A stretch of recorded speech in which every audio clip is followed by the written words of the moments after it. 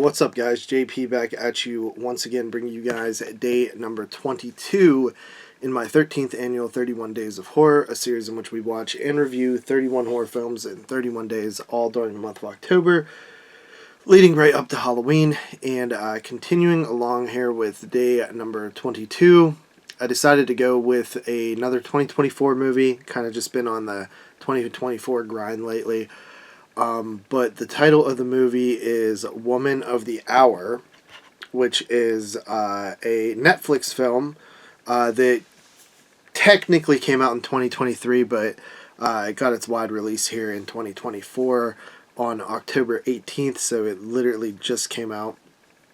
And this is sort of a film that's sort of a biopic, but also, you know, still a movie with liberties taken in terms of it's not super duper accurate to the real story.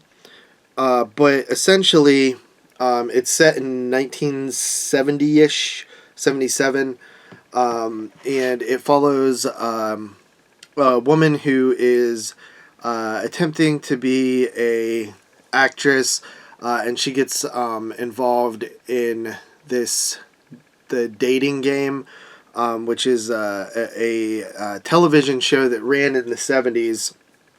And there's a very famous story with this TV show that one of the contestants on there was this guy named Rodney Alcala, and he actually ended up being a serial killer, and was arrested and sent to prison for being a serial killer, and he actually appeared on this game show back in the 70s, which I did know about that, and I have seen clips from that, but I thought it was a pretty cool idea to make a movie around it.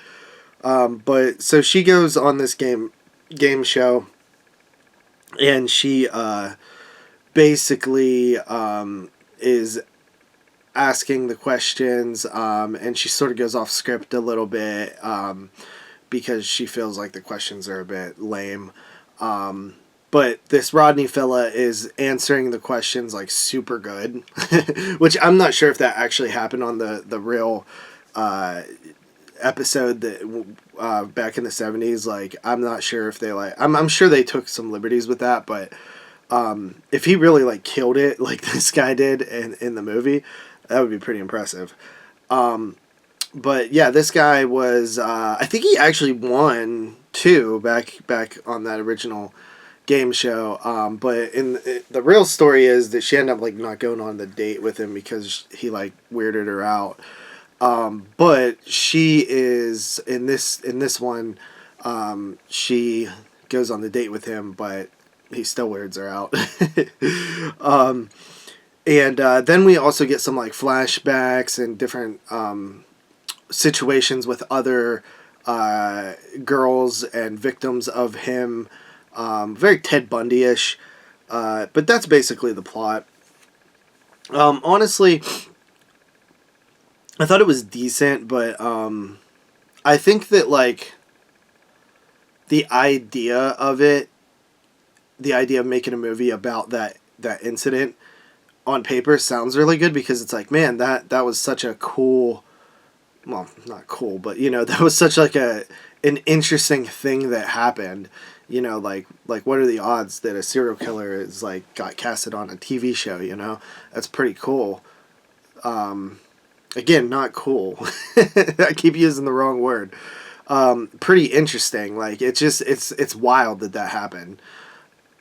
So that alone can make like a pretty interesting movie, but I don't know, man. It's so it's directed by Anna Kendrick, and she also stars in it. I thought like the direction was good and stuff like that. I just didn't think like the script was really like strong enough. The acting was very solid all around, especially from the fella that plays Rodney. But I felt like it was just missing something. It felt very Netflix, you know what I mean? Like, it didn't fit. It felt like it felt a little restrained. And I feel like it just was like a movie where they didn't really know what to do with it, because they had this iconic like super set piece with this game show thing, but in reality, like, the game show thing really didn't have much of a effect on anything that happened with this guy being a serial killer. So it's kind of like it's like, do you intentionally